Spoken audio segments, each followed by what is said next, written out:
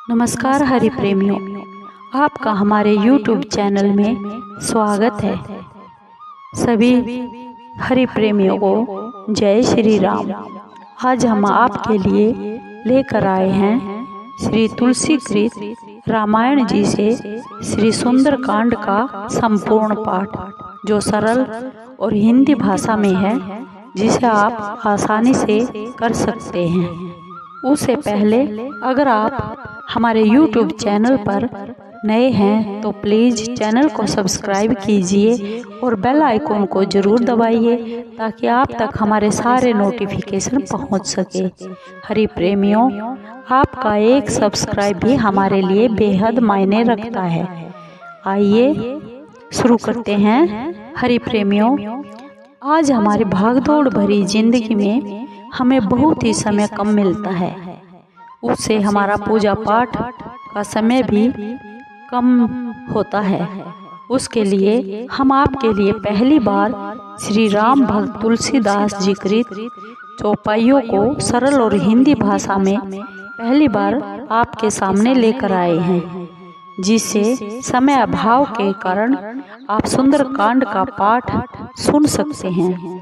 आपने हर रोज अगर ये सुंदर कांड का पाठ सुना तो समझो आपका सुंदर कांड का पाठ हो गया, क्योंकि करने से ज़्यादा सुनने का फल ज़्यादा मिलता है।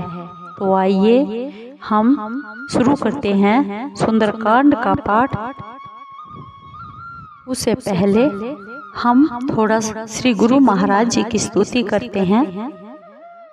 आइए सब मिलकर करते हैं। गुरुर् ब्रह्मा गुरुर्विष्णु गुरुर्देव महेश्वरा, गुरुर् साक्षात् परब्रह्म तस्मै श्री गुरुवे नमः। बोलो मेरे श्री गुरु महाराज की जय। बोलो श्री रामचंद्र जी महाराज की जय। बोलो राम भक्त हनुमान की जय। सब संतन की जय। राम भक्त तुलसीदास की जय। ये सुंदरकांड का पाठ शुरू करते हैं। जो शांत नित्य परमाणु से परे मोक्ष रूपी शांति के दायक ब्रह्मा, शिव और शेष जी से निरंतर सेवित, वेदांत से जानने योग्य, सर्वव्यापक, देवताओं के प्रधान, माया से मनुष्य रूपधारी कृपा निधान, रघुवंश में श्रेष्ठ तथा राजाओं के शिरोमणि राम राम नामधारी जगदीश्वर है। हम उनको प्रणाम करते हैं। हे श्री रघुनाथ जी, मैं सत्य कहता हूँ, इस पर भी आप तो अंतर्यामी हैं। मेरे हृदय में कोई अभिलाषा नहीं है। मुझे अपनी पूर्ण भक्ति दीजिए और मन को काम और दोषों से रहित कर दीजिए। अतुल बल के स्थान सुमेरु पर्वत के समान दैदीप्यमान दिव्य देह वाले राक्षस रूपी वन को अग्नि के समान ज्ञानियों के अग्रगण्य संपूर्ण गुणों की खान वानरों के स्वामी श्री रघुनाथ जी के प्रिय भक्त पवन पुत्र ऐसे हनुमान जी को मैं नमस्कार करता हूँ। जामवंत के वचन हनुमान जी के मन को बहुत प्रिय लगे और वे बोले, हे भाइयों, तुम सब दुख सहकर और कंद मूल फल खाकर तब तक मेरी राह देखना, जब तक मैं सीता जी को देखकर लौट ना आऊं। कार्य सिद्ध होना, क्योंकि मुझे विशेष आनंद आ रहा है। ऐसा कहकर सबको मस्तक नवाकर प्रसन्नता पूर्वक श्री रघुनाथ जी का हृदय में ध्यान करके हनुमान जी चले। समुद्र के तट पर एक सुंदर पर्वत था। उस पर खेल में ही कूदकर हनुमान जी चढ़ गए। महाबलवान हनुमान जी बारंबार श्री रघुनाथ जी का स्मरण कर बड़े वेग से उछले। जिस पर्वत पर पांव रखकर हनुमान जी कूदे, वह तुरंत पाताल लोक में चला गया। जैसे श्री रघुनाथ जी का अमोघ बाण छूटता है, वैसे ही हनुमान जी चले। समुद्र ने हनुमान जी को श्री रघुनाथ जी का दूत जानकर मैनाक से कहा, तुम उनकी थकावट को दूर करने वाले बन जाओ। इंद्र ने जिस दिन हाथ में वज्र लेकर सब पर्वतों के पंख काट डाले थे, उस दिन पवन देव ने तुम्हारी सहायता की थी। तुम्हें उड़ाकर जिसने छिपा दिया, अब उन्हीं के पुत्र लंका को जाते हैं, अतः उनकी सहायता करनी चाहिए। सागर के वचन हृदय में मानकर मैनाक पर्वत तुरंत उठे और हनुमान जी को हाथ जोड़कर बारंबार प्रणाम करके कहा कि विश्राम कीजिए। हनुमान जी ने हाथ से छूकर उसे प्रणाम किया और बोले, हे भाई, श्री रामचंद्र जी का कार्य किए बिना मुझे विश्राम कहा। देवताओं ने हनुमान जी को जाते हुए देखा तो उनके विशेष बल एवं बुद्धि को जानने के लिए सुरसा नामक सांपों की माता को भेजा। उसने हनुमान जी के पास आकर यह बात कही, आज देवताओं ने मुझे अच्छा भोजन दिया है। यह सुनकर हनुमान जी हंसकर बोले, श्री राम जी का कार्य करके लौट जाऊं और सीता जी की खबर प्रभु को सुना दूं, तब आकर तुम्हारे मुख में बैठूंगा। हे माता, सच कहता हूँ, मुझे जाने दो।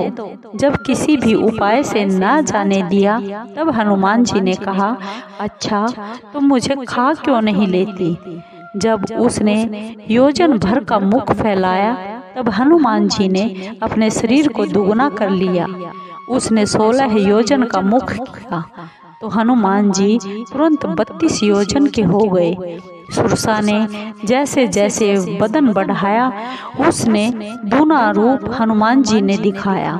जब सुरसा ने 100 योजन का मुख किया, तब हनुमान जी ने बहुत छोटा सा रूप धारण कर लिया और सुरसा के मुख में घुसकर फिर तुरंत बाहर आ गए और सिर नवाकर विदा मांगी। तब सुरसा बोली, मुझे देवताओं ने जिसके लिए भेजा था, सो मैंने तुम्हारी बुद्धि और बल का सब भेद जान लिया है।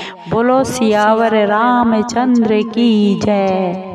तुम बड़े बलवान और बुद्धिमान हो, श्री रामचंद्र जी के सब कार्य करोगे, यह आशीर्वाद देकर वह चली गई। तब हनुमान जी प्रसन्न होकर चले। समुद्र में एक राक्षसी रहती थी।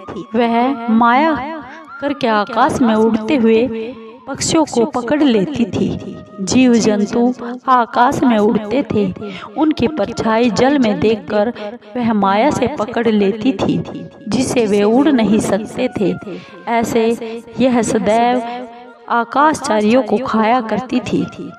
वही कपट हनुमान जी से किया तो हनुमान जी ने उसे पहचान लिया और उसे मारकर पवन पुत्र धीर बुद्धि हनुमान जी समुद्र के पार जा पहुँचे। वहां जाकर वन की शोभा देखी। शहद के लोभ से भौरे गुंजार कर रहे थे। नाना भांति के वृक्ष फल फूलों से सुशोभित हैं। पक्षी व पशुओं के झुंड देखकर हनुमान जी के मन को सुहावने लगे। आगे बड़ा भारी पर्वत देखकर उस पर हनुमान जी कूद कर चढ़ गए। हे पार्वती, इसमें हनुमान जी की कुछ बड़ाई नहीं है। यह सब प्रभु का प्रताप है, जो काल को भी खा लेता है। प्रभु पर चढ़कर हनुमान जी ने लंका देखी। बहुत बड़े किले का वर्णन नहीं किया जा सकता है। वह कोट बहुत ऊंचा है, चारों ओर समुद्र है। सोने के कंगूरे बहुत चमकीले हैं। सोने का परकोट रंग बिरंगी मणियों से जड़ा हुआ है। घर बहुत सुंदर है। चौराहे, बाजार, अच्छी सड़कें और गलियों से सुशोभित नगर बहुत उत्तम रीति से बसा हुआ है। हाथी, घोड़े, खच्चरों के झुंड तथा पैदल और रथों को कौन गिन सकता है। बहुत प्रकार के रूप वाले महाबली राक्षसों की सेना का वर्णन करते नहीं बनता। वन, बाग, बगीचे, फुलवाड़ी, तालाब, कुएं और बावड़ी शोभायमान है। मनुष्य, नाग और गंधर्व कन्याएं अपने रूप से मुनियों के चित्त को मोह लेती है। कहीं पर्वत के समान देह वाले महाबलवान मल्ल गरज रहे हैं और अनेक अखाड़ों में बहुत भांति से लड़ रहे हैं तथा एक दूसरे को ललकार रहे हैं। भयंकर देह वाले योद्धाओं के दल बड़ी सावधानी से नगर के चारों ओर पहरा दे रहे हैं। कहीं राक्षस भैंसे, मनुष्य, गायें, गधे और बकरे भक्षण कर रहे हैं तुलसीदास जी ने इनकी कथा बहुत थोड़ी सी कही है, क्योंकि यह श्री राम जी के बाण रूपी तीर्थ में देह छोड़ अवश्य मोक्ष पाएंगे। बहुत से पहरेदारों को देखकर हनुमान जी ने मन में विचारा कि बहुत छोटा सा रूप धारण कर रात्रि के समय नगर में प्रवेश करूं।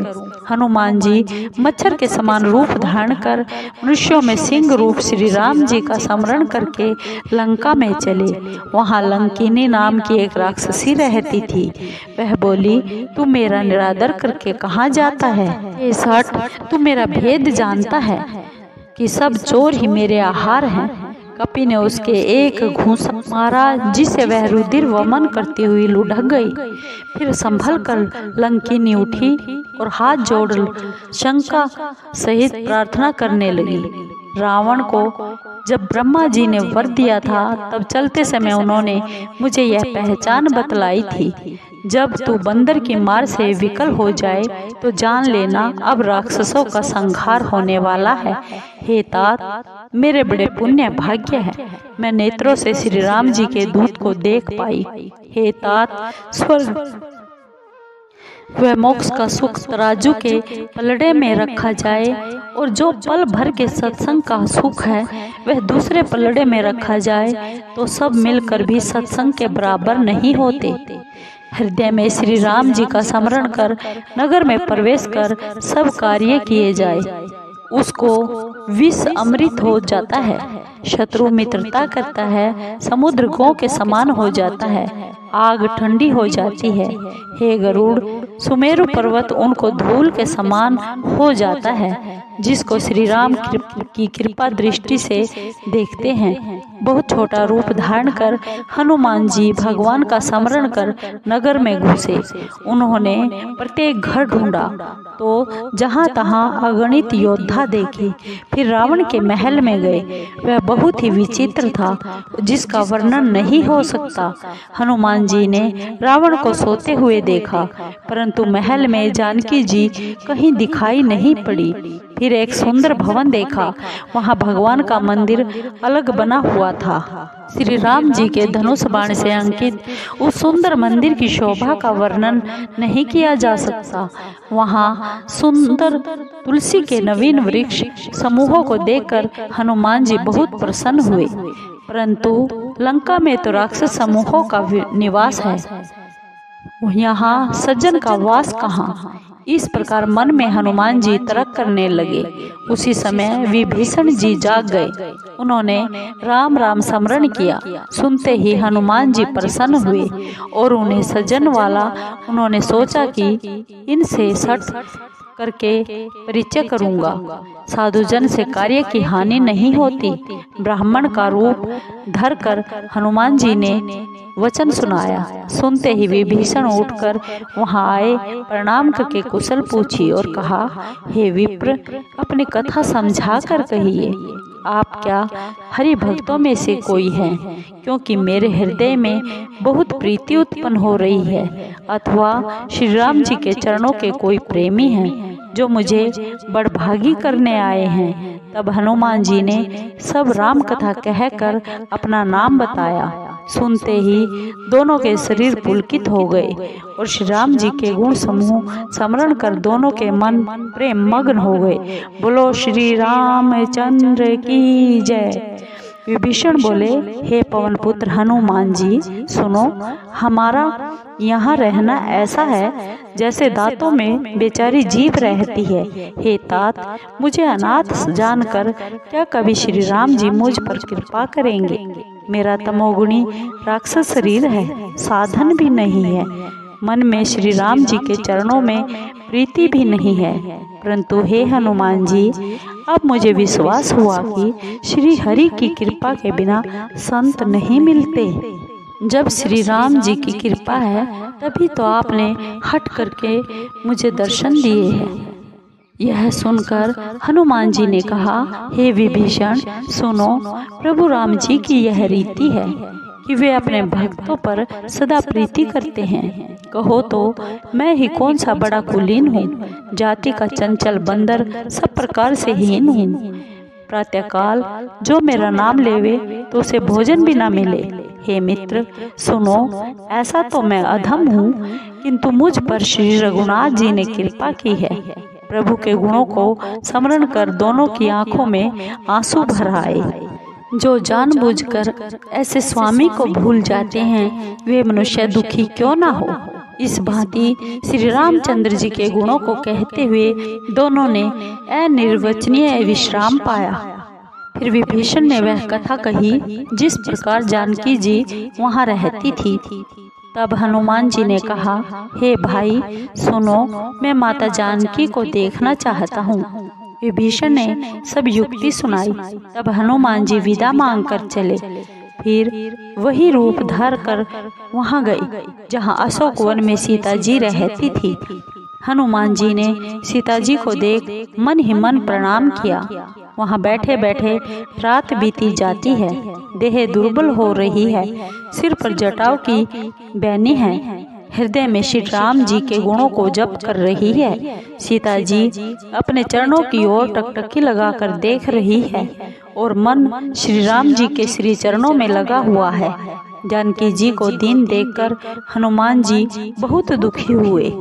हनुमान जी वृक्ष के पत्तों में छिपे रहे और विचार करने लगे कि भाई अब क्या करना चाहिए। उस समय रावण आ पहुंचा।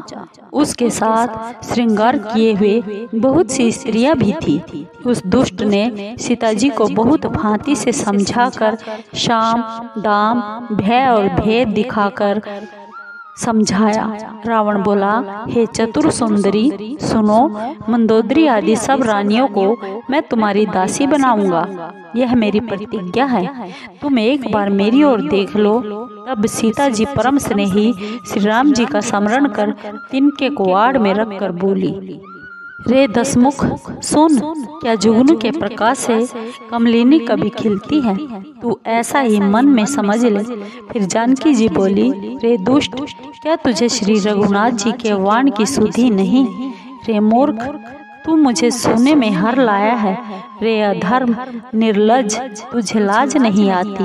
अपने को जुगनू के समान और श्री रामचंद्र जी को सूर्य के समान सुनकर तथा कठोर वचन सुन रावण बहुत खिसिया कर क्रोध में तलवार निकाल कर बोला, हे सीते, तूने मेरा अपमान किया है, इसलिए तेरा सिर इस पैनी तलवार से काटता हूँ, नहीं तो जल्दी से मेरी बात मान ले। हे सुमुखी, नहीं मानोगी तो जीवन की हानि होगी। सीता जी बोली, रे मूर्ख सुन, प्रभु की भुजा जो नील कमल की माला के समान व हाथी के सूंड के समान सुंदर है, क्या तो वह भुजा ही मेरे कंठ में पड़ेगी या फिर तेरी कठोर तलवार ही पड़ेगी, मेरा दृढ़ निश्चय है। हे चंद्रहास, श्री राम जी के विरह की अग्नि से उत्पन्न मेरे दुख को तू हर ले। तेरी श्रेष्ठ धार रात्रि रूप है, अतः तू मेरे दुख के भार को हर ले। सीता जी के ऐसे वचन सुन वह मारने दौड़ा। तब मंदोदरी ने नीति युक्त वचन कहकर उसे समझाया। रावण सब निशाचरों को बुलाकर बोला कि जाकर सीता को बहुत प्रकार से भय दिखाओ। यदि वह 1 महीने में मेरा कहना नहीं मानेगी तो उसे तलवार से मार डालूंगा। ऐसा कहकर रावण तो घर चला गया और यहाँ राक्षसियां नाना प्रकार से भयंकर रूप धारण करके माँ सीता को डराने लगी। उसमें त्रिजटा नाम की राक्षसी ज्ञान में चतुर और श्री राम जी के श्री चरणों की प्रेमी थी। सबको बुलाकर उसने अपना सोपन सुनाया और कहा, सीता जी की सेवा करके अपना भला कर लो। सपने में मैंने देखा कि वानर ने लंका जला दी और निशाचरों की सेना को मार डाला। रावण नंगे सिर गधे पर सवार था, उसके सिर मुंडे हुए थे और 20 भुजाएं कटी हुई थी। इस प्रकार वह दक्षिण दिशा को जा रहा था और लंका मानो विभीषण की को मिल गई। नगर भर में श्री रघुनाथ जी की दुहाई फिर गई। तब प्रभु ने सीता जी को बुला भेजा। मैं पुकार कर निश्चय पूर्वक कहती हूँ कि 4 दिन के बाद यह सब सत्य हो जाएगा। उसके वचन सुनकर सब राक्षसियां डर गई और जानकी जी के श्री चरणों में गिर पड़ी। सब इधर उधर चली गई। तब सीता जी मन में चिंता करने लगी कि 1 महीने बाद नीच राक्षस मुझे मार डालेगा। सीता जी फिर जटा से हाथ जोड़कर बोली, हे माता, विपत्ति में मेरा साथ देने वाली तुम ही हो। कोई ऐसा उपाय बताइए जिससे मैं अपना शरीर छोड़ दूं। दुस्सह विरह अब सहा नहीं जाता। हे माता, तुम लकड़ी जलाकर चिता बना दो और फिर उसमें आग लगा दो। हे सयानी, तुम मेरी प्रीति को सत्य कर दो। अब इन कानों से सूल के समान वचन कौन सुने। त्रिजटा ने वचन सुनकर चरण पकड़कर उन्हें समझाया और श्री राम जी का बल प्रताप और सुयश सुनाया। वह बोली, हे राजकुमारी, सुनो, रात्रि में अग्नि नहीं मिलेगी। ऐसा कहकर वह अपने घर को चली गई। सीता जी मन में कहने लगी, देव ही मेरे प्रतिकूल हो गया, न तो अग्नि ही मिलती है, न दुख ही दूर होता है। आकाश में अंगारे दिखाई दे रहे हैं, परंतु पृथ्वी पर एक भी तारा नहीं गिरता। चंद्रमा भी अग्निमय है, परंतु मुझे भाग्यहीन जानकर यह भी अग्नि नहीं बरसाता। हे अशोक वृक्ष, मेरी विनय सुन, मेरा शोक दूर करो और अपने अशोक नाम को सत्य करो। तेरे नवीन पत्ते आग के समान लाल है। अग्नि दे, विरह की सीता को ना जला। सीता को विरह से अत्यंत व्याकुल देखकर वह क्षण हनुमान जी को कल्प के समान बीता। तब हनुमान जी ने हृदय में विचार कर अंगूठी डाल दी, मानो अशोक ने अंगारा दे दिया। सीता जी ने प्रसन्न होकर उसे उठा लिया। तब सीता जी ने राम नाम से अंकित मनोहर मुद्रिका देखी। सीता जी चकित होकर उसे देखने लगी और पहचान कर हर्ष एवं शोक से हृदय में व्याकुल हो गई। वे सोचने लगी, श्री रघुनाथ जी तो अजय है, उन्हें कौन जीत सकता है और माया से भी ऐसी मुद्रिका नहीं बन सकती। सीता जी मन में नाना प्रकार के विचार कर रही थी। उसी समय हनुमान जी मधुर वचन में बोले। वे श्री राम जी के गुणों का गान करने लगे, जिन्हें सुनते ही सीता जी के दुख दूर हो गए। वह मन और कान लगाकर सुनने लगी। वह हनुमान जी ने शुरू से सब कथा सुना दी। सीता जी बोली, जिसने कानों को अमृत रूपी यह कथा कही है, हे भाई, वह सामने क्यों नहीं आता। हनुमान जी निकट गए तो उन्हें देख सीता जी ने मुंह फेर लिया। उनके मन में आश्चर्य हुआ। हनुमान जी ने कहा, हे माता सीता जी, करुणामय की सच्ची सौगंध खा कर कहता हूँ कि मैं श्री राम जी का ही दूत हूँ और यह मुद्रिका मैं ही लाया हूँ। श्री राम जी ने पहचान के लिए यह तुमको चिन्ह रूप में दी है। सीता जी ने पूछा, मनुष्य और बंदरों का साथ कैसे हुआ। तब वह कथा हनुमान जी ने कहकर सुनाई कि इस प्रकार साथ हुआ। हनुमान जी के ऐसे प्रेम भरे वचन सुनकर सीता जी के हृदय में विश्वास हो गया। उन्होंने जान लिया कि यह मन वचन कर्म से कृपा सिंधु श्री राम जी का सेवक है। हरि भक्त जानकर मन में बड़ी प्रीति हुई, नेत्रों में जल भर आया और शरीर पुलकित हो गया। सीता जी बोली, हे हनुमान, वियोग रूपी समुद्र में गोते खाती मुझको तुम नाव रूप हो गए। अब सुखधाम प्रभु की कुशल कहो, मैं बलिहारी जाऊं। भाई सहित हर के शत्रु श्री राम जी को कोमल हृदय और दयालु है। हे तात, फिर किस कारण से यह निष्ठुरता धारण कर ली है। अपने सेवक को सुख देना तो उनका स्वाभाविक आदत है। क्या वे कभी मेरी याद भी करते हैं। हे तात, क्या कभी उनके कोमल श्याम शरीर को देखकर मेरे नेत्र शीतल होंगे। मुख से वचन नहीं आता, नेत्रों में जल भर आ गया। हा नाथ, आपने मुझे बिल्कुल ही भुला दिया। सीता जी को विरह से व्याकुल देखकर हनुमान जी सुंदर और विनय युक्त वचन बोले, हे माता, कृपा निधान प्रभु लक्ष्मण जी सहित कुशल से है, परंतु वे आपके वियोग में बड़े दुखी हैं। हे माता, मन को छोटा ना करिए, उनके हृदय में आपसे दूना प्रेम है। हे माता, अब श्री रघुनाथ जी का संदेश धैर्य पूर्वक सुनिए। ऐसा कहकर हनुमान जी गदगद हो गए और उनकी आंखों से प्रेम आंसू भर गए। हनुमान जी बोले, श्री राम जी ने कहा है कि हे सीते, तुम्हारे वियोग में मुझे सब वस्तुएं विपरीत हो गई है। वृक्षों के नए पत्ते अग्नि के समान, रात्रिकाल के समान और चंद्रमा सूर्य के समान तथा कमल वन भालों के वन के समान हो गए हैं। बादल मानो गर्म तेल बरसाते हैं और जो हितैषी थे वे पीड़ा देने वाले हो गए हैं।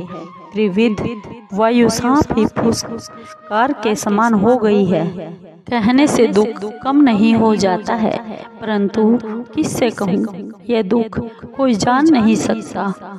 मेरे और तुम्हारे प्रेम का तत्व केवल एक मेरा मन ही जानता है, सो वह मेरा मन सदा तुम्हारे पास रहता है। मेरे प्रेम का सार इतने में ही जान लेना। श्री राम जी का संदेश सुन सीता जी प्रेम में मगन हो गई। उन्हें शरीर की भी सुधि नहीं रही। हनुमान जी कहने लगे, हे माता, सेवक को सुख देने वाले श्री रामचंद्र जी का स्मरण करके हृदय में धैर्य धरो। उनकी प्रभुता को हृदय में रख मेरे वचनों को सुन व्याकुलता छोड़ दो।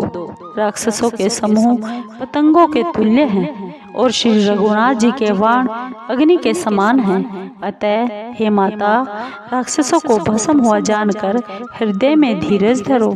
हे माता, यदि श्री रघुनाथ जी ने खबर पाई होती तो वे कदापि देर नहीं करते। राम रूपी सूर्य उदय होने पर राक्षसों की सेना रूपी अंधकार कहाँ रह सकता है। हे माता, मैं आपको अभी लेवा ले चलूं, परंतु प्रभु की शपथ है कि उनकी ऐसी आज्ञा नहीं है। अतः हे माता, कुछ दिन और धैर्य धरो। वानरों के सहित श्री रघुनाथ जी यहाँ आएंगे और राक्षसों को मारकर आपको ले जाएंगे। उनका यश नारद आदि तीनों लोकों में गाएंगे। सीता जी बोली, हे पुत्र, सब बंदर तुम्हारे ही समान छोटे होंगे और राक्षस तो बड़े ही बलवान होते हैं। अतः मेरे मन में बड़ी शंका है। यह सुन हनुमान जी ने अपना स्वरूप प्रकट किया। सुमेरु पर्वत के आकार का युद्ध में बड़ा ही डरावना और बलवान शरीर था। तब सीता जी के मन में भरोसा हुआ। हनुमान जी ने फिर वही छोटा रूप धारण कर लिया और बोले, हे माता, सुनो, बंदरों में बुद्धि बल अधिक नहीं होता, परंतु प्रभु के प्रताप से छोटा सा सांप भी गरुड़ को खा सकता है। भक्ति, प्रताप, तेज और बल से भरे वचन सुनकर सीता जी के मन में संतोष हुआ। हनुमान जी को श्री रामचंद्र जी का प्रिय जानकर सीता जी ने आशीर्वाद दिया कि हे तात, तुम बल एवं बुद्धि के भंडार हो। तुम्हें बुढ़ापा न आए तथा अजर अमर गुण निधान हो। श्री रघुनाथ जी तुम पर सदा कृपा करे। श्री राम जी सदा कृपा करे। ऐसा कानों में से सुनकर हनुमान जी के प्रेम में मगन हो गए। बारंबार सीता जी के चरणों में सिर नवाकर कपि हाथ जोड़कर बोले, हे माता, अब मैं कृतार्थ हो गया। आपका आशीर्वाद अटल है, यह बात प्रसिद्ध है। हे माता, सुनो, वृक्षों में सुंदर फल लगे देख मुझे बहुत बड़ी भूख लगी है। सीता जी बोली, हे पुत्र, इस बगीचे की रक्षा बड़े ही बलवान राक्षस योद्धा करते हैं। हनुमान जी ने कहा, हे माता, यदि आप मन में सुख माने तो मुझे उसका भी डर नहीं है। जानकी जी ने हनुमान जी को बुद्धि और बल में निपुण देखकर कहा, हे तात, जाओ, श्री रघुनाथ जी के चरणों को हृदय में रख मीठे फल खाओ। वे सीता जी को सिर नवाकर बाग में घुसे और फलों को खाकर वृक्षों को तोड़ने लगे। वहाँ बहुत से योद्धा रक्षक थे। उनमें से कुछ तो मार डाले, कुछों ने रावण के पास जाकर पुकार की, हे नाथ, एक बड़ा भारी बंदर आया है। उसने अशोक वाटिका उजाड़ दी है, फलों को खाकर पेड़ों को उखाड़ दिया है और रखवालों को मार मार कर पृथ्वी पर डाल दिया है। यह सुनकर रावण ने बहुत से योद्धा भेजे, जिन्हें देखकर हनुमान जी गरजे। कपि ने सब राक्षसों को मार डाला। जो कुछ अधमरे थे उन्होंने जाकर पुकार की। फिर रावण ने अक्षय कुमार को भेजा तो वह असंख्य बड़े बड़े योद्धा लेकर चला।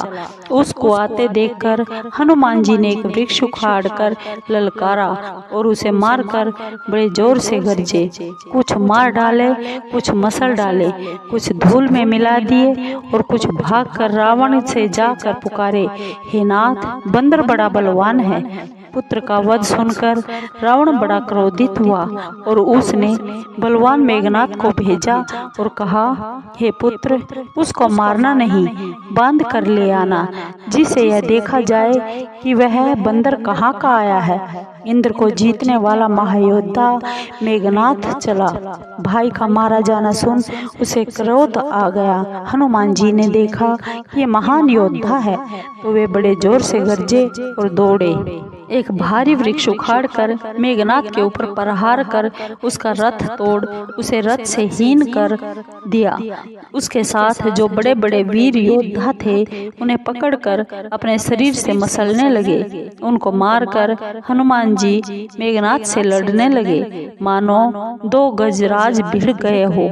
उसे एक घुसा मारकर हनुमान जी पेड़ पर जा चढ़े और उसे क्षण भर के लिए मूर्छा आ गई। फिर उठकर उसने बहुत सी माया रची, परंतु फिर भी पवन पुत्र हनुमान जी जीते नहीं जाते थे। तब उसने ब्रह्मास्त्र लिया। हनुमान जी ने मन में विचार किया कि यदि इस ब्रह्म अस्त्र को निष्फल करता हूँ तो इसकी अपार महिमा घट जाएगी। उसने हनुमान जी को ब्रह्मास्त्र मारा, परंतु गिरते समय भी बहुत सी सेना का नाश कर दिया। जब उसने जाना कि हनुमान जी मूर्छित हो गए हैं, तब इन्हें नागपाश से बांध कर ले गया। हे पार्वती, सुनो, जिसका नाम जप कर ज्ञानी मनुष्य संसार के बंधन से छूट जाते हैं, उनका दूत भी कहीं बंध सकता है, किंतु स्वामी के कार्य के लिए हनुमान जी ने अपने को बंधा लिया।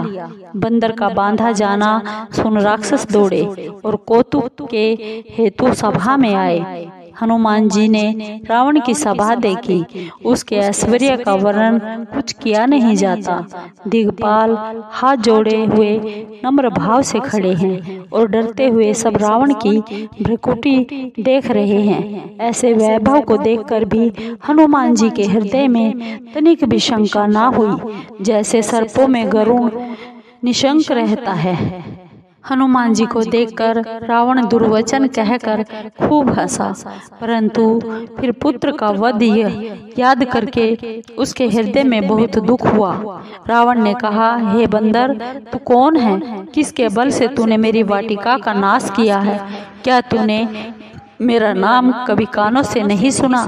हे मूर्ख, तू बड़ा निडर दिखाई देता है। तूने किस अपराध से राक्षसों को मारा? रे मूर्ख, क्या तुझे प्राणों का भय नहीं? हनुमान जी बोले, हे रावण, सुन, जिस पर ब्रह्मा के बल से माया अनेक ब्रह्मांडों की रचना कर डालती है, जिसके बल से ब्रह्मा, विष्णु और महेश तीनों संसार को रचते, पालते और नाश करते हैं, और जिसके बल से शेष जिस जंगलों और पर्वतों सहित पृथ्वी को सिर पर धारण करते हैं, जिस ईश्वर ने देवताओं की रक्षा के लिए और तुम्हारे जैसे दुष्टों को दंड देने के लिए नाना प्रकार के रूप धारण किए, जिसने शिवजी के कठोर धनुष को तोड़ा और सब राजाओं के घमंड का नाश कर दिया है, और जिसने खरदूषण, ऋषरा, बाली आदि बड़े बड़े योद्धाओं का वध कर डाला, जिसके बल के लेस मात्र से तूने सब चराचर विश्व को जीत लिया, जिसकी प्यारी स्त्री को तू चुरा लाया है, मैं उन्हीं का दूत हूँ। तुम्हारी प्रभुता को मैं जानता हूँ। तुम सहस्त्र बाहु से लड़े थे और बाली के साथ युद्ध करके तो तुम्हें बड़ा यश प्राप्त हुआ था। हनुमान जी के ऐसे वचन सुनकर रावण ने हंसकर टाल दिया। हे स्वामी, मुझे भूख लगी थी, इसलिए फल मैंने खाए हैं और वानरी स्वभाव से वृक्षों को तोड़ा है। हे दैत्यराज, अपना शरीर सबको प्रिय होता है। कुमार्गी राक्षस मुझे मारने लगे। जिन राक्षसों ने मुझे मारा उनको मैंने भी मारा। इस पर तुम्हारा पुत्र मेघनाथ मुझे बांध कर लाया है। मुझको अपने बांधे जाने की लाज नहीं है। मैं अपने प्रभु का कार्य करना चाहता हूँ। हे रावण, मैं हाथ जोड़कर तुमसे विनती करता हूँ कि अभिमान को छोड़कर मेरी शिक्षा को सुनो। तुम अपने कुल को विचार कर देखो और भक्त भयहारी को भजो, जो देवता, दानव और संसार के सब चराचर को खा जाता है। वह काल भी जिसके डर से डरता है, उससे कभी शत्रुता न करो और मेरे कहने से जानकी जी को लौटा दो। खर के शत्रु श्री राम जी प्रणतपाल तथा दया के समुद्र है। शरण में जाने पर तुम्हारे अपराध को भूलकर तुमको अपनी शरण में ले लेंगे। तुम श्री राम जी के चरण कमलों को ध्यान में धारण करो और लंका में अटल राज्य करो। पुलस्त ऋषि का यश निर्मल चंद्रमा है, उसमें तुम कलंक मत बनो।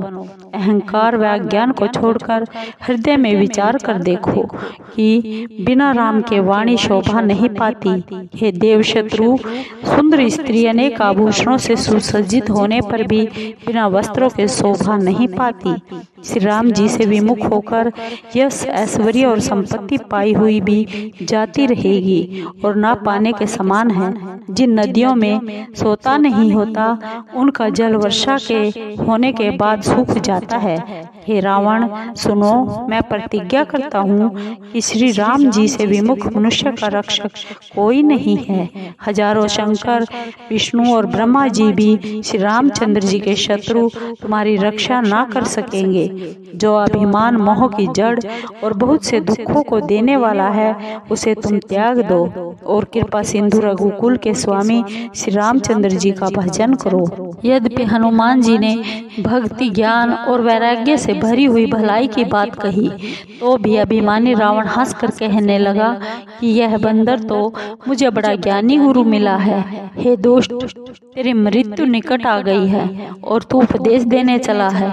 हनुमान जी बोले, उसका उल्टा होगा, अर्थात तेरी मौत निकट आ गई है। तुझे मति भ्रम हो गया है, ऐसा प्रत्यक्ष ज्ञात होता है। हनुमान जी के वचन सुन रावण बहुत क्रोधित होकर बोला, इस मूर्ख के प्राण ही क्यों नहीं ले लेते। यह सुनकर राक्षस मारने दौड़े।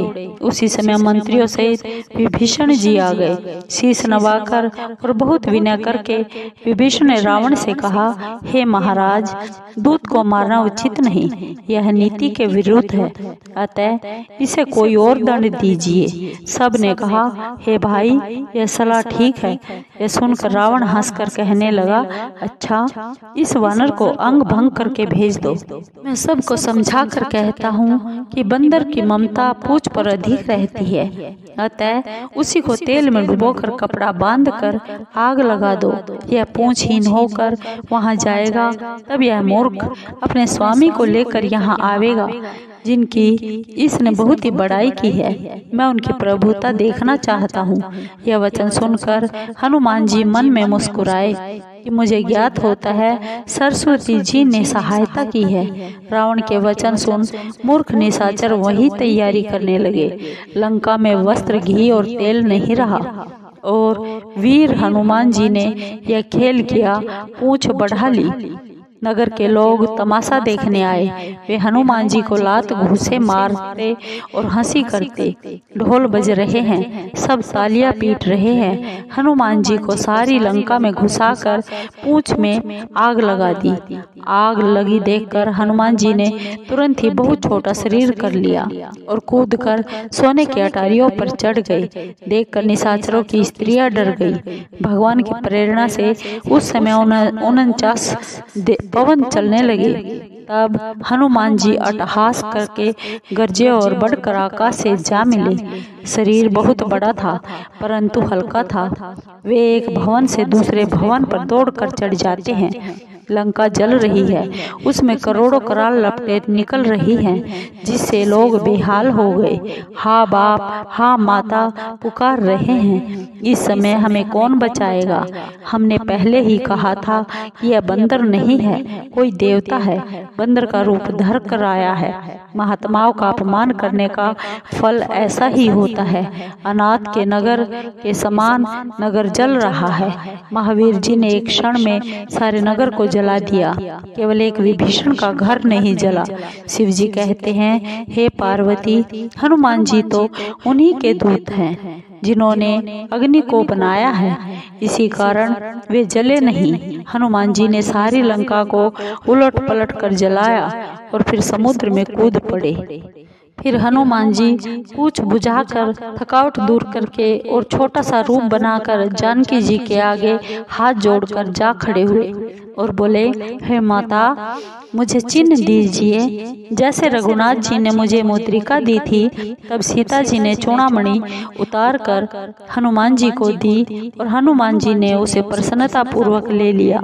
सीता जी बोली, हे तात, प्रभु से मेरा प्रणाम कहना। ऐसा कहना कि हे प्रभु, आप तो सब प्रकार से पूर्ण काम हैं, अतः आप अपने ही दीन दयालु होने के यश को याद करके मेरे भारी संकट को दूर करिए। हे तात, इंद्र के पुत्र जयंत की कथा सुनाना और प्रभु को उनके बाण का प्रताप स्मरण कराना। हे नाथ, आप महीने भर न आएंगे तो मुझे जीवित न पाएंगे। हे कपि, कहो मैं किस तरह अपने प्राण रखूं?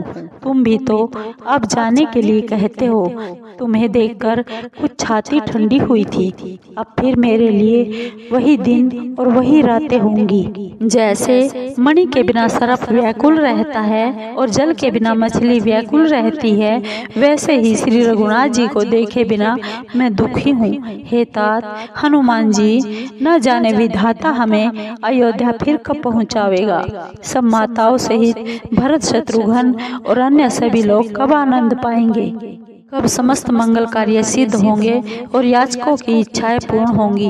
मैं श्री राम जी की नख से सीख तक मनोहर छवि कब देखूंगी। श्री रामचंद्र जी को मणियों से जड़ित मुकुट सिर पर धरे, कानों में सुंदर कुंडल पहने और अनमोल जगमगाती टोपी धारण किए मैं कब देखूंगी। इत्र से सिंची कपोलों के निकट लहराती हुई तथा जिनमें कुसुम कलियां लगी हुई है, ऐसी अलकों को कब नेत्र भर कर देखूंगी। मस्तक पर सुंदर तिलक किए धनुष के समान भुजों वाले उन प्रभु को मैं बड़भागिनी कब नेत्रों के पलक विसार कर देखूंगी। विशाल, सुंदर, चंचल, सुखप्रद और मान को दूर करने वाले मेरी ओर देखते हुए प्रभु के नेत्रों से अपना मन बलिहारी करके कब देखूंगी। तोते के समान नासिका और उसमें लटकन अत्यंत शोभा से युक्त चंद्रमा के तुल्य मुख को चकोर के समान तृण तोड़कर कब देखूंगी। हे कपि, जिनके अधर लाल, दांत दाढ़िम के समान रसना सुंदर और हास्य मृदु है, उन चंद्रमा के समान प्रकाश युक्त स्वामी का मैं कब दर्शन करूंगी। भक्तों के मन को हरने वाले वचन में अपने कानों से कब सुनूंगी। वह सुंदर थोड़ी और अमृत के समान चितवन मैं कब देखूं। संग के समान कंठ, जिसमें सुंदर तुलसी और मणियों की माला पहने हैं, विशाल वक्षस्थल और सुख की 3 रेखाओं को मैं कब देखूंगी। हाथी के सूंड के समान विशाल भुजाओं तथा कमल के समान हाथों को, जो कि आभूषणों से युक्त है, धनुष बाण लिए मैं कब देखूंगी। सुंदर महीन झबला पहने, उस पर पीताम्बर डाले, यज्ञोपवीत से युक्त प्रभु के उदर का दर्शन मैं अपने नेत्रों से कब करूंगी। हनुमान जी ने सीता जी को बहुत प्रकार से समझाकर धीरज दिया और उनके चरण कमलों में सिर नवाकर श्री रामचंद्र जी के पास चल पड़े। चलते समय बड़े जोर की गर्जना की, जिसे सुनकर निशाचरों की स्त्रियों के गर्भ गिर गए। समुद्र के इस पार आए तब वानरों ने आनंद ध्वनि सुनाई। हनुमान जी को देखकर सब बहुत प्रसन्न हुए और अपना नया जन्म समझा। हनुमान जी का मुख प्रसन्न था और शरीर में तेज विराजमान था। उसे देखकर वे जान गए कि यह श्री रामचंद्र जी का कार्य कराए हैं। सब बड़ी प्रसन्नता से सुखी होकर मिले, जैसे तड़पती हुई मछली को पानी मिल जाए। सब वानर प्रसन्न हो नई नई कथाएं कहते और नवीन इतिहास पूछते हुए श्री रघुनाथ जी के पास चले। तब वानर मधुवन के भीतर आए और अंगद की सम्मति से मीठे फल खाए। जब रखवाले मना करने लगे तो मारे मुक्कों के उन्हें भगा दिया। उन सब ने जाकर पुकारा कि युवराज अंगद ने वन उजाड़ डाला। यह सुनकर सुग्रीव हर्षित हुए कि वानर प्रभु का कार्य कराए हैं। यदि सीता जी की खबर ना मिली होती तो वे मधुवन के फल कैसे खा सकते थे। राजा सुग्रीव इस प्रकार मन में विचार कर रहे थे कि सब वानरों का समाज वहां आ गया। सबने आकर चरणों में शीश नवाया। तब वानरराज सबसे बड़े प्रेम से मिले। सुग्रीव ने कुशल पूछी तो वानरों ने कहा, आपके चरणों के दर्शन से ही कुशल है। श्री राम जी की कृपा से विशेष कार्य बना है। हे नाथ, हनुमान जी ने कार्य पूरा किया और सब वानरों के प्राण बचाए। यह सुनकर सुग्रीव फिर हनुमान जी से मिले और वानरों सहित श्री रघुनाथ जी के पास चले। श्री रामचंद्र जी ने जब वानरों को आते हुए देखा तो जो कार्य पूर्ण होने से बड़े प्रसन्नचित्त थे। दोनों भाई स्फटिक शिला पर बैठे हुए थे। तब वानर जाकर उनके चरणों में गिर गए। करुणानिधान श्री रघुनाथ जी सब वानरों से प्रीति पूर्वक मिले और कुशल पूछी। तब वानरों ने कहा, हे नाथ, आपके चरण कमलों को देखने से सब कुशल है।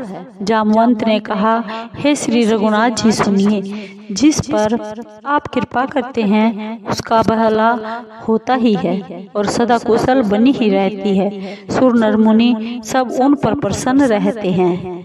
वहीं विजय विनयी और वही गुणों का समुद्र है। उसी का उज्जवल यश तीनों लोकों में प्रसिद्ध है। हे नाथ, आपकी कृपा से सब काम पूर्ण हो गया और हमारा जन्म सफल हो गया। हे नाथ, हनुमान जी ने जो कार्य किया है वह हजारों मुखों से भी वर्णन नहीं किया जा सकता। जामवंत ने हनुमान जी के मनोहर चरित्र श्री रघुनाथ जी को सुनाए। सुनकर कृपा निधान के मन को वे बहुत प्रिय लगे और उन्होंने हनुमान जी को प्रसन्न हो फिर हृदय से लगा लिया और बोले, हे तात, जानकी जी किस प्रकार अपने प्राणों की रक्षा करती है। हनुमान जी बोले, आपका नाम अहिनिश है, रक्षक है। आपका ध्यान ही किवाड़ है। नेत्रों में आपके चरण रूपी ताले पड़े हुए हैं और फिर यह प्राण किस मार्ग से जावे। चलते समय मुझे यह चूड़ामणि दी है जिसे लेकर श्री रघुनाथ जी ने हृदय से लगा लिया। हे नाथ, नेत्रों में जल भर कर जानकी जी ने कुछ वचन कहे हैं। भाई लक्ष्मण सहित प्रभु के चरण पकड़ विनय करना कि आप दीन बंधु व शरणागत के दुख दूर करने वाले हैं। फिर मैं तो मन, कर्म और वचन से आपके श्री चरणों की अनुरागिनी हूँ। फिर किस अपराध से मुझ को प्रभु ने त्याग दिया। हाँ, एक अपराध मैं स्वीकार करती हूँ। आपके बिछुड़ते ही मेरे प्राण नहीं चले गए। हे नाथ, यह अपराध तो नेत्रों का है जो प्राणों के निकलने में हट करके बाधा करते हैं। वियोग अग्नि है, शरीर रूही है, श्वास वायु है, क्षण भर में शरीर जल सकता है, पर नेत्र अपने हितार्थ आपके दर्शन की आशा से जल बरसाते हैं, जिससे विरहाग्नि में भी शरीर जल नहीं पाता। हे करुणा निधान, सीता जी की विपत्ति बहुत बड़ी है। हे दीन बंधु, उसका न कहना ही भला है। हे करुणा निधान, सीता जी का एक एक क्षण एक कल्प वृक्ष कल्प के समान बीत रहा है। हे प्रभु, आप जल्दी चलकर अपनी भुजाओं के बल से इन दुष्टों के बल का नाश करके सीता जी को ले आइए। सीता जी का दुख सुनकर सुख के धाम श्री राम जी के कमल नेत्रों में जल भर आया। वे बोले, मन कर्म वचन से जिन्हें मेरा ही भरोसा है, क्या उन्हें सपने में भी दुख हो सकता है। हनुमान जी ने कहा, हे नाथ, विपत्ति तब ही है जब आपके भजन का स्मरण ना हो। राक्षसों की क्या चिंता है, शत्रु को जीत कर जानकी जी को ले आइए। श्री राम जी बोले, हे हनुमान सुनो, तुम्हारे समान मेरा उपकारी देवता मुनि मनुष्य कोई भी देहधारी नहीं है। इसके बदले मैं तुम्हारा क्या उपकार करूं? मेरा मन भी तुम्हारे सामने नहीं हो सकता। हे पुत्र सुनो, मैं तुमसे ऋण नहीं हो सकता। मैंने मन में विचार कर देख लिया है। श्री राम जी बार बार हनुमान जी की ओर देख रहे हैं। नेत्रों में प्रेमाश्रु है और देह पुलकित है। प्रभु के वचन सुनकर उनका मुख तथा पुलकित अंग देखकर हनुमान जी बहुत प्रसन्न हुए और हे भगवान मेरी रक्षा करो कहते हुए चरणों में गिर पड़े। प्रभु बार बार उनको उठाना चाहते हैं परंतु प्रेम मगन उनको उठाना भला नहीं लगता। प्रभु के कर कमल हनुमान जी के सिर पर है। उस दशा को स्मरण कर शिव जी प्रेम मगन हो गए। फिर शिव जी मन को सावधान कर अति सुंदर कथा कहने लगे। प्रभु ने हनुमान जी को उठाकर हृदय से लगा लिया और हाथ पकड़कर निकट बैठाया। वे बोले, हनुमान यह तो बताओ कि रावण से रक्षित लंका के उस सुदृढ़ किले को तुमने किस प्रकार जलाया।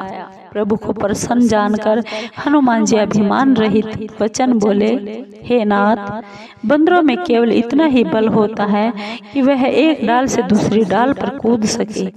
मैंने जो समुद्र लांघकर सुवर्ण का नगर जलाया और निशाचरों को मार कर अशोक वाटिका उजाड़ दी, हे श्री रघुनाथ जी, यह आपका ही प्रताप है, इसमें मेरी कोई प्रभुता नहीं है।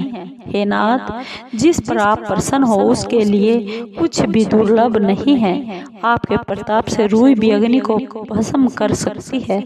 हे नाथ, सब सुखों को देने वाली निश्चल भक्ति मुझे कृपा करके दीजिए। हे पार्वती, हनुमान जी की अत्यंत सरल वाणी सुनकर प्रभु ने एवं मस्तु कहा। हे पार्वती, जिन्होंने श्री राम जी का स्वभाव जान लिया उन्हें भजन छोड़कर दूसरी कोई वस्तु अच्छी नहीं लगती। यह कथा जिसके हृदय में आ गई वह श्री रघुनाथ जी के चरणों की भक्ति पा गया। प्रभु के वचन सुन वानरों के समूह कहने लगे, दयालु आनंद श्री राम जी की जय हो, जय हो। तब श्री रघुनाथ जी ने सुग्रीव को बुलाया और कहा कि अब चलने की तैयारी करो। अब देर किस लिए करते हो, शीघ्र ही वानरों को आज्ञा दो।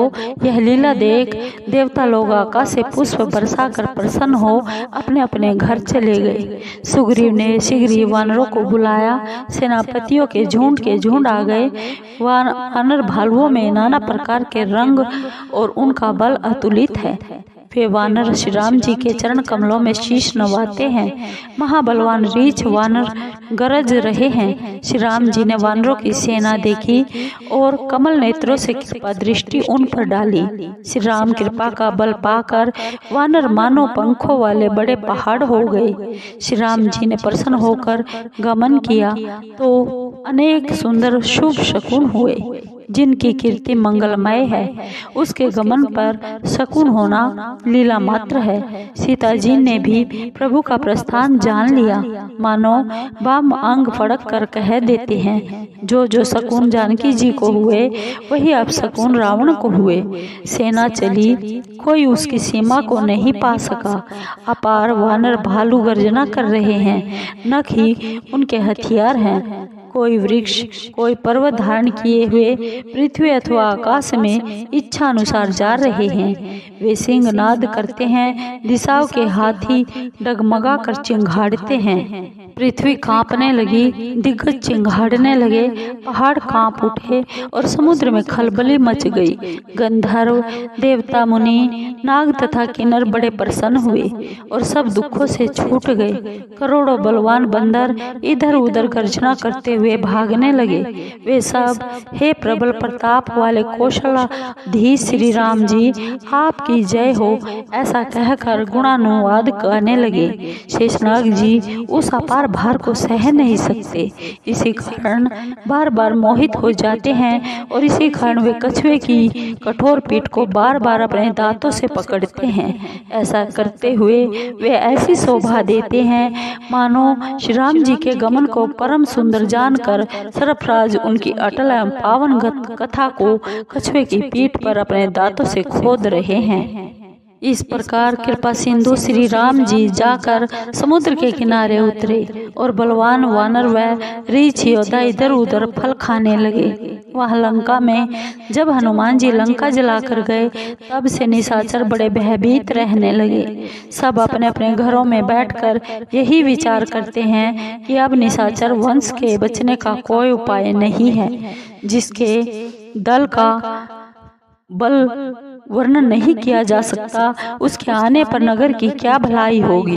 दूतों द्वारा नगर वासियों के वचन सुनकर मंदोदरी अत्यंत व्याकुल हो गई। एकांत में मंदोदरी पति के चरण छू हाथ जोड़कर नीति युक्त वचन बोली, हे नाथ, श्री राम जी से वैर छोड़ दो और मेरे अति हितकारी वचनों को हृदय में धारण कर लो, जिनके दूत के कार्य का स्मरण करने से निशाचरणियों के गर्भ गिर जाते हैं। हे नाथ, यदि अपनी भलाई चाहो तो मंत्री को बुलाकर उनकी स्त्री को लौटा दो। हे नाथ, आपके कमल रूपी कुल के लिए सीता दुखदायी शीतकाल की रात्रि के समान आई है। अतः हे नाथ सुनो, बिना सीता को लौटाए महादेव जी व ब्रह्मा जी के हित करने पर भी आपकी भलाई नहीं होगी। श्री राम जी के वाण सर्पों के समूह के समान है और निशाचरों के समूह मेंढकों के समान है। जब तक वे इन्हें ग्रस न ले तब तक ही हट छोड़कर इसका उपाय कर लीजिए। उसकी वाणी कानों से सुनकर संसार में प्रसिद्ध अभिमानी रावण हंसा और कहने लगा, सचमुच स्त्रियों का स्वभाव बड़ा डरपोक होता है। मंगल के समय डरती हो, तुम्हारा मन अत्यंत ही दुर्बल है। यदि यहाँ वानरों की सेना भी आवे तो बेचारे निशाचर उसे खाकर अपना पेट पालेंगे। इसके डर से दिग्पाल भी कांपते हैं। उसकी स्त्री डरे, यह बड़ी हंसी की बात है। रावण ने ऐसा कहकर उसको हंसकर हृदय से लगा लिया और अत्यंत प्रेम दर्शाकर सभा को चला गया। मंदोदरी हृदय में चिंता करने लगी कि पति पर विधाता विपरीत हो गया। सभा में आकर बैठते ही ऐसी खबर मिली कि बंदरों की सेना समुद्र के उस पार आ गई। तब वह मंत्रियों से पूछने लगा कि उचित सलाह कीजिए। तब वे हंसे और बोले, चुप ही रहिए। जब आपने देवताओं और दैत्यों को जीता था तब ही आपको कुछ परिश्रम नहीं हुआ, तो फिर यह मनुष्य और बंदर किस गिनती में हैं? मंत्री, वैद्य, गुरु यदि ये तीनों भय अथवा लोभ से ठकुर सुहाती करे तो राज्य, शरीर और धर्म इन तीनों का शीघ्र ही नाश हो जाता है। वहीं ठकुर सुहाती रावण के यहाँ सहायता कर रही है। मंत्री सुना सुना कर स्तुति करते हैं। अवसर जानकर विभीषण वहाँ आए। उन्होंने भाई के चरणों में सिर नवाया।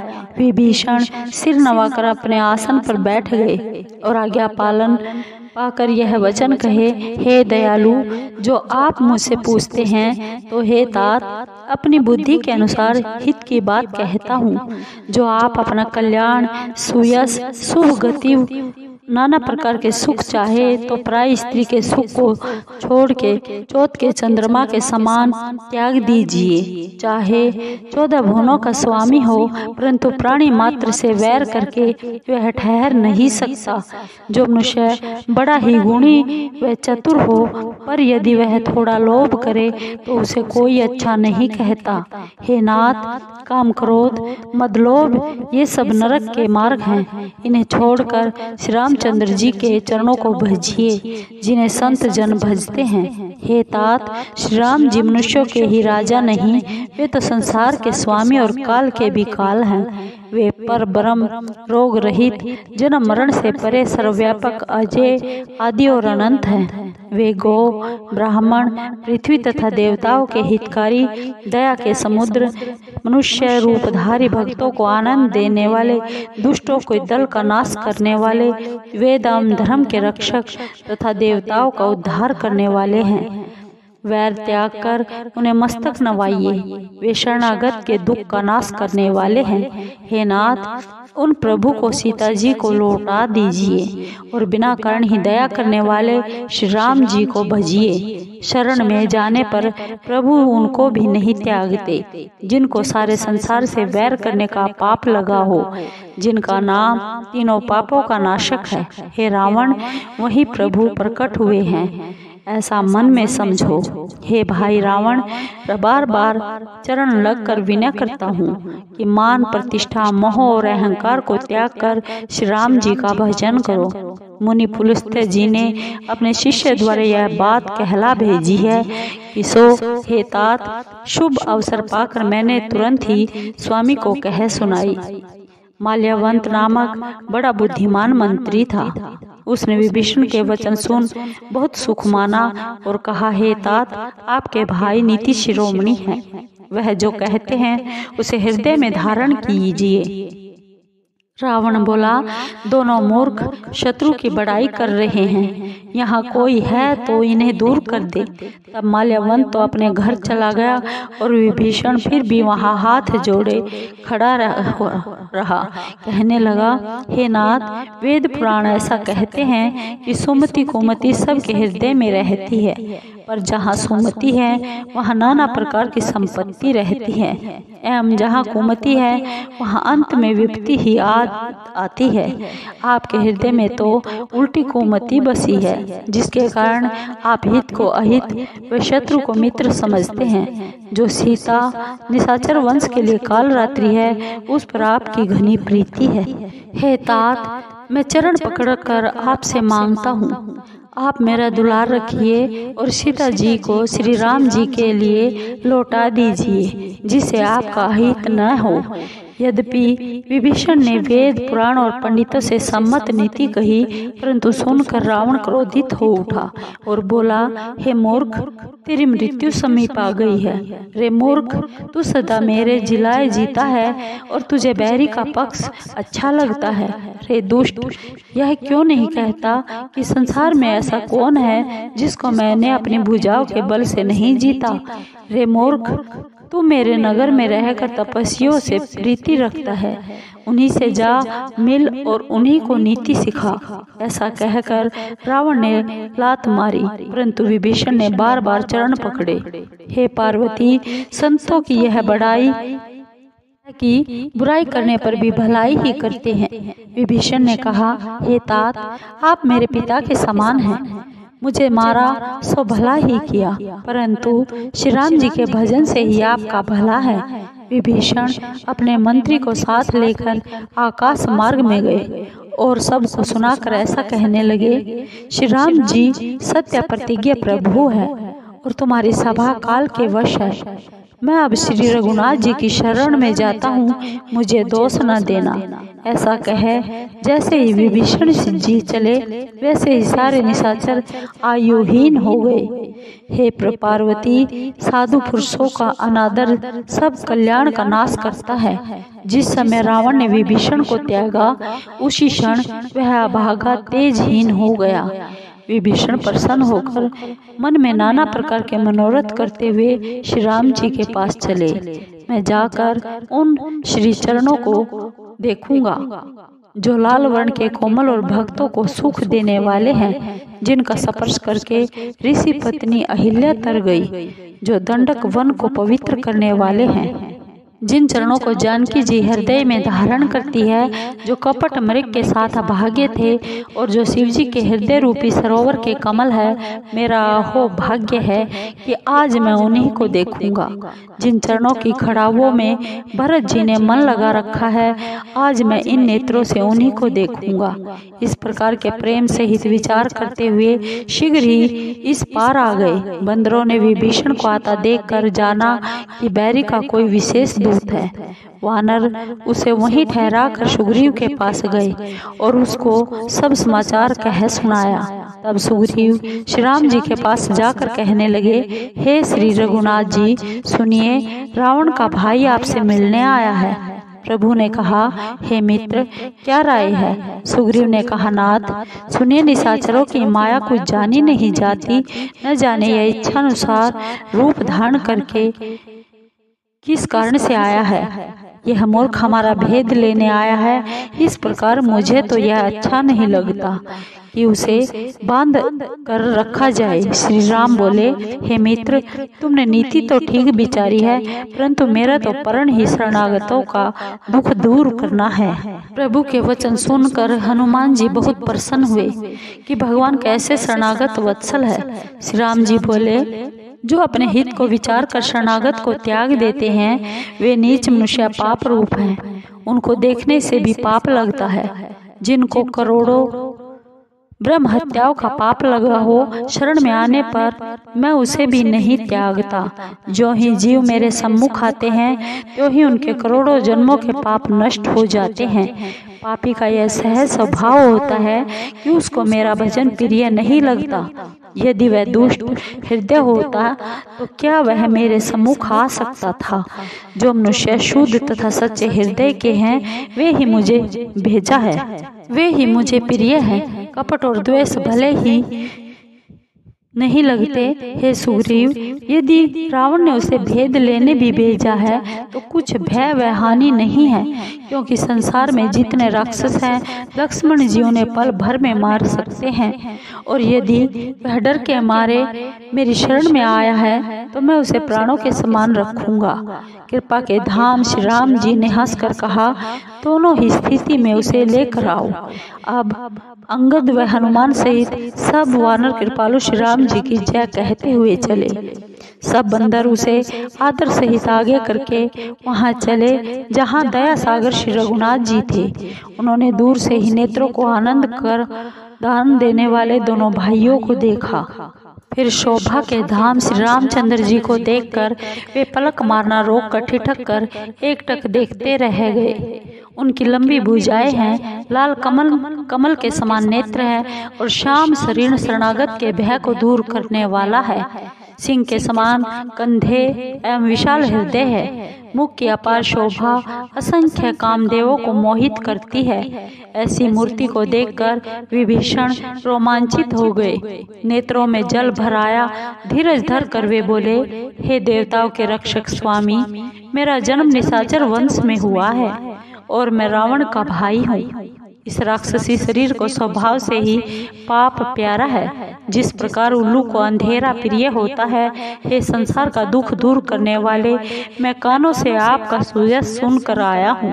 हे शरणागत को सुख देने वाले और दुखहारी श्री रघुनाथ जी, मेरी रक्षा करो, मेरी रक्षा करो।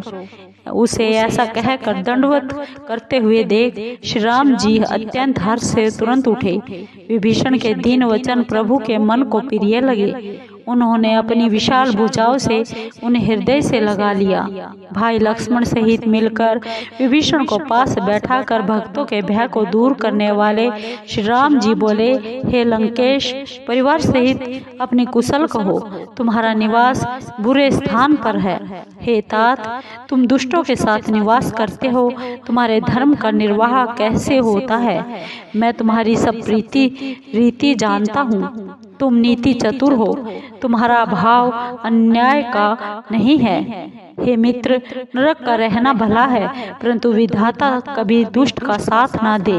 विभीषण बोले, हे नाथ, अब आपके श्री चरणों के दर्शन से कुशल हूँ, जो आपने दास जानकर मुझ पर दया की है। तब तक जीव को कुशल और स्वप्न में भी आराम नहीं है, जब तक वह शोक के घर को छोड़कर आप श्री राम जी को नहीं भजता। उसी समय तक लोभ, मोह, अभिमान और मान आदि दुष्ट हृदय में निवास करते हैं, जब तक आप धनुष, बाण और कमर में तरकस धारण किए हुए हृदय में वास नहीं करते। ममता घोर अंधेरी रात्रि है, जो राग द्वेष रूपी उल्लुओं को सुख देती है। वह तभी तक हृदय में बसती है जब तक आपका प्रताप रूपी सूर्य उदय नहीं होता। हे नाथ, अब आपके कमल रूपी श्री चरणों को देखने से सकुशल हूँ। मेरे भारी भय दूर हो गए हैं। आप जिसके ऊपर दया करते हैं उसे तीनों भव, शूल, दैहिक, दैविक और भौतिक ताप नहीं सताते। मैं निशाचर हूँ, मेरा स्वभाव बड़ा ही नीच है। मैंने कभी शुभ कर्म नहीं किया, परंतु जिन प्रभु का रूप मुनियों के ध्यान में नहीं आया, उसने प्रेम पूर्वक मुझे हृदय से लगाया है। हे कृपा और सुख की राशि श्री रघुनाथ जी, मेरा असीम सौभाग्य है, मैंने ब्रह्मा महादेव जी द्वारा सेवित आपके युगल को नेत्रों से देखा। श्री राम जी बोले, हे मित्र सुनो, मैं अपना स्वभाव कहता हूँ, जिसे कागभूषुंडी जी और श्री महादेव जी व पार्वती जी भी मानते हैं। कोई मनुष्य प्राणी मात्र का वैरी हो, यदि वह डर कर मेरी शरण में आ जाए और मद, मोह तथा बल को त्याग दे, तो मैं उसे साधु के समान शुद्ध कर देता।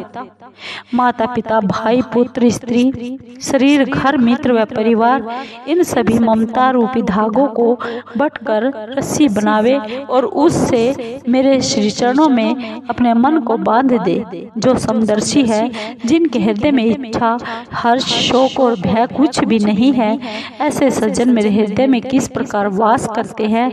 जैसे लोभी के हृदय में धन बसता है, तुम्हारे समान संत ही प्रिय है। मैं और किसी के लिए देह धारण नहीं करता।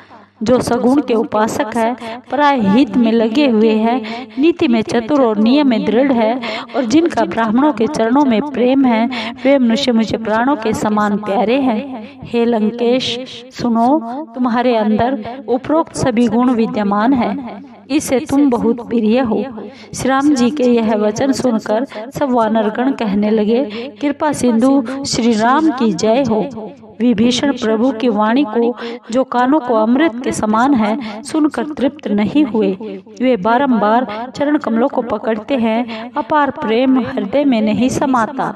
हे चराचर के स्वामी, हे शरणागत रक्षक, हे अंतर्यामी, सुनिए, मेरे हृदय में पहले कुछ इच्छा थी, सो आपके चरणों की प्रीति रूपी नदी में बह गई। हे कृपालु, अब आप अपनी पवित्र भक्ति, जो शिव जी के मन को सदैव भली लगती है, मुझे दीजिए। प्रभु ने एवं अस्तु कहकर समुद्र का जल मंगवाया और कहा, हे मित्र, यद्यपि तुम्हें इच्छा नहीं है, परंतु मेरा दर्शन संसार में निष्फल नहीं होता। ऐसा कहकर श्री राम जी ने विभीषण को राज तिलक कर दिया। तब आकाश से अपार पुष्प वृष्टि हुई। रावण की क्रोध अग्नि रूप में जलते हुए विभीषण को अपनी श्वास रूपी प्रचंड वायु से बचाकर श्री राम जी ने अटल राज्य दिया। जो संपदा शिव जी ने रावण को 10 सिरों का बलिदान देने पर दी थी, वही संपदा श्री रघुनाथ जी ने विभीषण को संकोच के साथ दी। ऐसे दयालु प्रभु को छोड़ जो दूसरों का भजन करते हैं, वे बिना पूंछ के सींग के पशु हैं। विभीषण को अपना भक्त जानकर श्री राम जी ने अपना बना लिया। इनका स्वभाव वानर कुल को बहुत भाया। फिर सर्वज्ञ, सबके हृदय में बसने वाले, सर्वरूप सबसे रहित, उदासीन राक्षस का कुल का नाश करने के लिए मनुष्य रूप धारण करने वाले श्री रामचंद्र जी नीति का पालन करने वाले वचन बोले, हे सुग्रीव, हे विभीषण, सुनो, यह अथाह समुद्र किस प्रकार से पार किया जाए। सर्प, मगर और नाना प्रकार की मछलियों से भरा हुआ यह अथाह समुद्र सब प्रकार से दुरस्त है। तब विभीषण ने कहा, हे श्री रघुनाथ जी, यद्यपि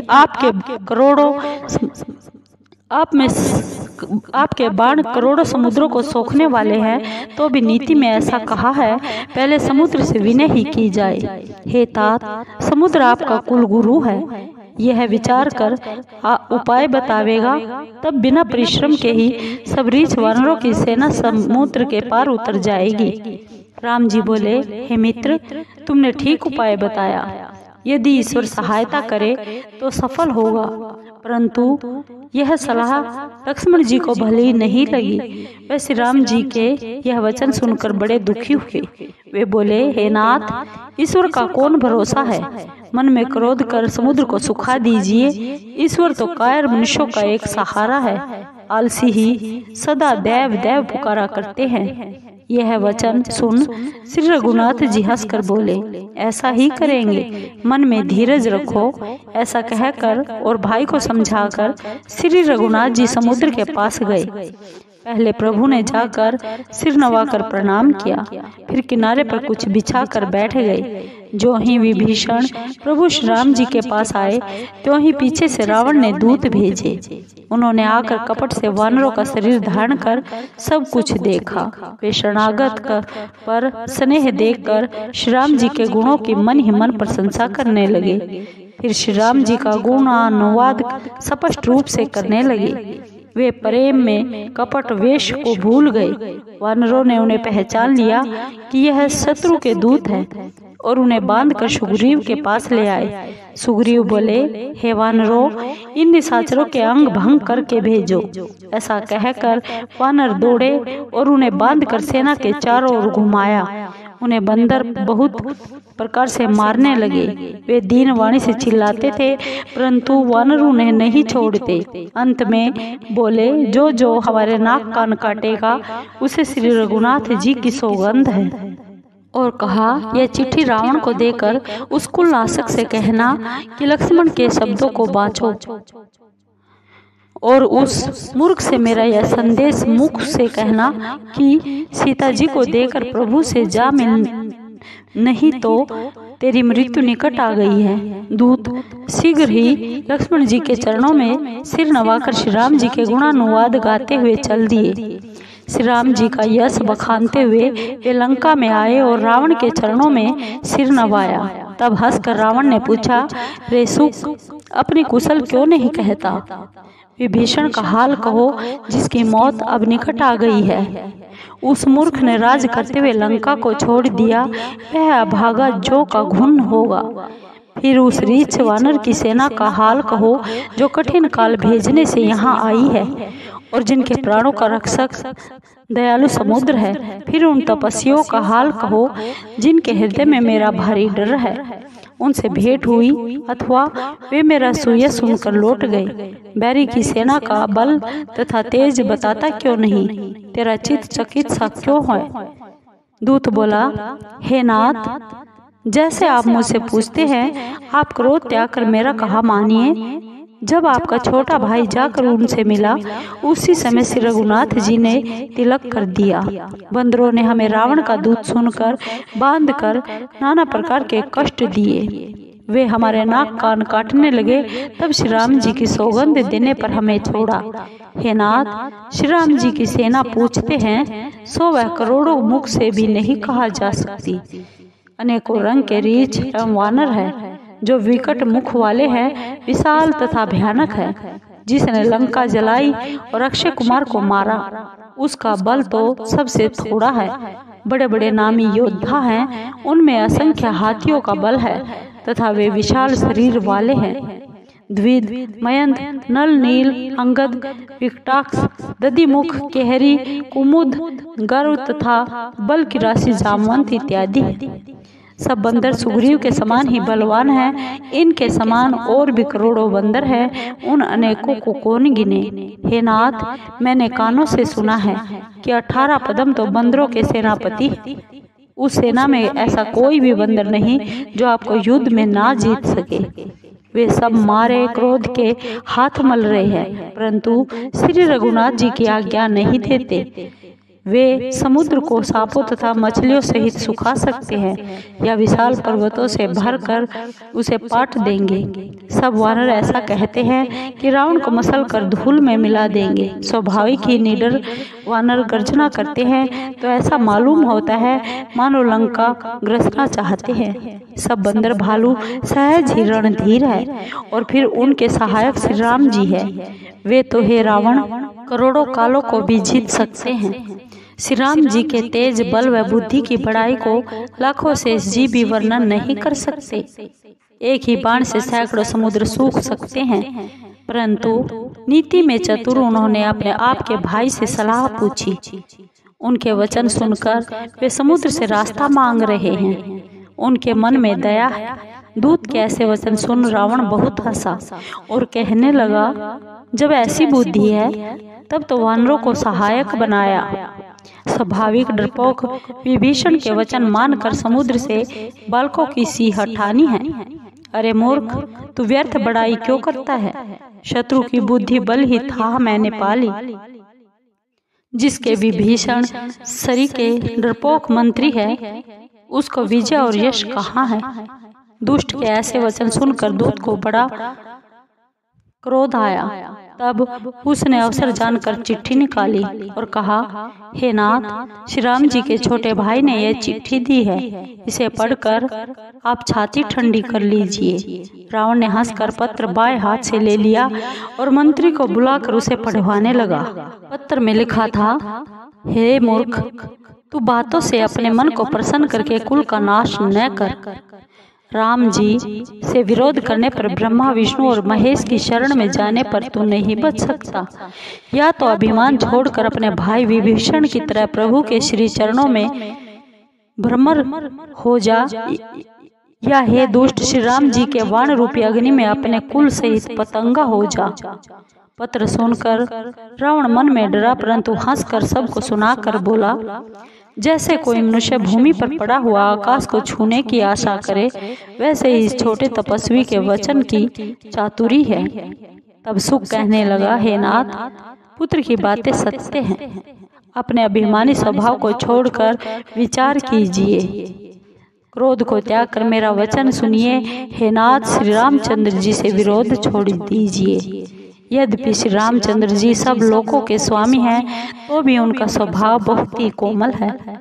वे मिलते ही तुम्हारे ऊपर बड़ी कृपा करेंगे और अपराध को अपने हृदय में नहीं रखेंगे। अतः हे नाथ, आप मेरा इतना कहा मानिए कि जानकी जी को श्री रघुनाथ जी को लौटा दीजिए। जब शुक ने जानकी को लौटा देने की बात कही तो रावण ने उसको लात मारी। वह भी उसे प्रणाम कर चला। जहाँ कृपा सिंधु श्री रघुनाथ जी थी। प्रभु को प्रणाम कर शुक ने अपने समस्त कथा सुनाई और श्री रामचंद्र जी की कृपा से अपनी गति को प्राप्त हुआ। शिव जी कहते हैं, हे भवानी, वह ज्ञानी मुनि था, परंतु अगस्त ऋषि के शाप से राक्षस हो गया था।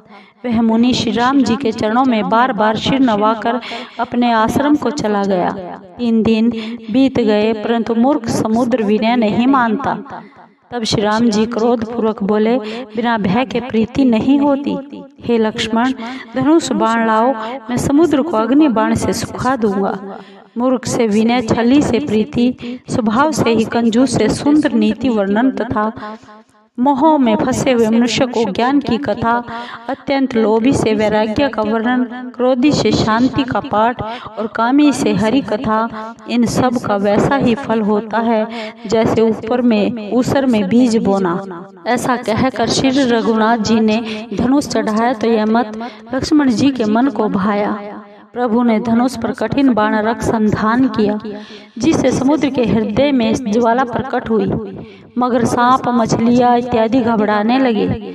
जब समुद्र ने जीवों को जलते हुए जाना तो सोने के थालों में अनेक मणियां लेकर अभिमान त्याग कर ब्राह्मण के रूप में आया। कागभूषुंडी जी बोले, हे गरुड़ जी, चाहे कोई करोड़ों यत्न करके सींचे, परंतु केला काटने पर ही फल फलता है। ऐसे ही नीच डांटने से ही नभता है, विनय से नहीं। समुद्र ने भय के साथ प्रभु के श्री चरण पकड़कर विनती की, हे नाथ, मेरे सब अवगुण क्षमा कीजिए। आकाश, अग्नि, पवन, जल, पृथ्वी, इनके काम तो स्वभावतः ही जड़ हैं। हे नाथ, सब ग्रंथों ने ऐसा ही कहा है कि आपकी प्रेरणा से ही यह वस्तुएं माया ने सृष्टि के हेतु उत्पन्न की है। हे प्रभु, जिसको आपकी जैसी आज्ञा है वह उसी प्रकार रहने में सुख पाता है। प्रभु ने मुझे शिक्षा दी सो अच्छा किया, परंतु मर्यादा भी आपकी ही बांधी हुई है। ढोल, गवार, शूद्र, पशु और स्त्री, ये सब दंड के अधिकारी हैं। प्रभु के प्रताप से मैं सूख जाऊंगा और सेना पार हो जाए तो मेरी मर्यादा जाती रहेगी। वेदों ने कहा है कि आपकी आज्ञा अपेल है, अतः जो आपको अच्छा लगे सो मैं शीघ्र करूं।